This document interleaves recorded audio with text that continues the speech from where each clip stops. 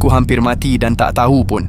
Ada rahsia di sebalik kabel USB yang tak pernah orang bagi tahu kau. Sebabnya mudah. Mereka nak kau fikir kabel USB tu tak berguna, sekadar untuk cas telefon je. Tapi tu semua bohong. Kabel USB ni boleh buat banyak benda lagi. Lepas kau tahu ni, kau takkan guna dia sekadar untuk cas telefon je lagi. Sekarang perhatikan, sebab sebelum buat apa-apa, buat benda ni yang aku nak tunjuk. Aku janji kau takkan menyesal. Ambil kabel USB pengecas telefon kau sekarang. Pergi ke TV kau, TV lama pun boleh. Walaupun dari 2010, 2012 atau 2014. Sambung kabel USB ke port USB TV. Hujung satu lagi sambung ke telefon kau. Buka pelayar telefon dan cari tag on dikas.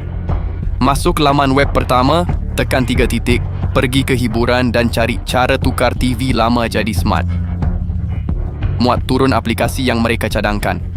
Buka, tekan mula, pilih sistem Android TV, tekan mula. Siap. Sekarang tunggu je. Sistem buat semua untuk kau. TV lama kau terus jadi smart dengan kualiti yang bagus. Yang best, kau masih boleh kawal semua guna remote TV kau.